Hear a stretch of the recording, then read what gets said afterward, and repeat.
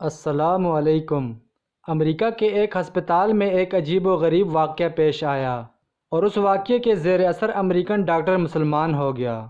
مذکورہ ہسپتال میں ایک روز ڈلیوری کے 2 کیس ایک ساتھ آئے۔ ایک عورت سے لڑکا پیدا ہوا اور دوسری سے لڑکی۔ جس رات میں دونوں بچوں کی ولادت ہوئی، اتفاق سے نگران ڈاکٹر موقع پر موجود نہیں تھا۔ دونوں بچوں کی کلائی میں وہ پٹی بھی نہیں بندھی ہوئی تھی جس پر بچے کی ماں کا نام درج ہوتا ہے۔ تو نتیجہ یہ ہوا کہ دونوں بچے خلط ملط ہو گئے اور ڈاکٹروں کے لیے شناخت کرنا مشکل ہو گیا کہ کس عورت کا کون سا بچہ ہے، حالانکہ ان میں سے ایک لڑکی تھی اور دوسرا لڑکا۔ ولادت کی نگرانی کرنے والے ڈاکٹروں کی ٹیم میں ایک مسلمان مصری ڈاکٹر تھا جس کو اپنے فن میں بڑی مہارت حاصل تھی اور امریکن ڈاکٹروں سے اس کی بڑی اچھی شناسائی تھی، اور اپنے سٹاف کے ایک امریکی ڈاکٹر سے گہری دوستی تھی۔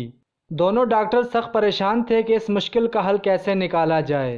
امریکی غیر مسلم ڈاکٹر نے مصری ڈاکٹر سے کہا کہ تم تو دعویٰ کرتے ہو کہ قرآن ہر چیز کی تبیین و تشریح کرتا ہے اور اس میں ہر طرح کے مسائل کا احاطہ کیا گیا ہے، تو اب تم ہی بتاؤ کہ ان میں سے کون سا بچہ کس عورت کا ہے۔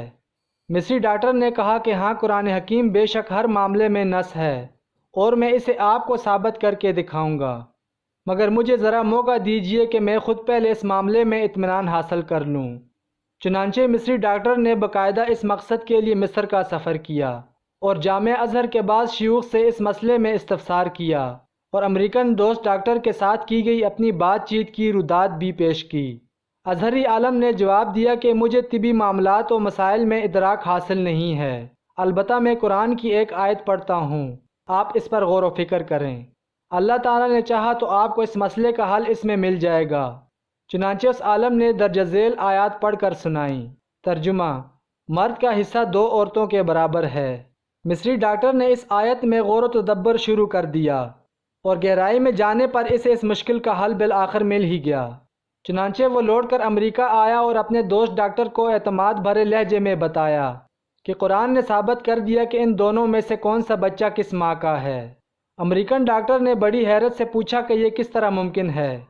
مصری ڈاکٹر نے کہا کہ ہمیں ان دونوں عورتوں کا دودھ ٹیسٹ کرنے کا موقع دیجیے تو اس معمے کا حل معلوم ہو جائے گا۔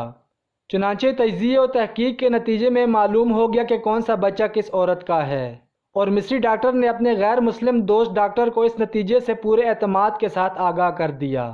ڈاکٹر حیران و ششدر تھا کہ آخر یہ کیسے معلوم ہو گیا۔ مصری ڈاکٹر نے بتایا کہ اس تحقیق و تجزیے کے نتیجے میں جو بات سامنے آئی ہے وہ یہ تھی کہ لڑکی کی ماں کے مقابلے میں لڑکے کی ماں میں 2 گنا مقدار میں دودھ پایا گیا۔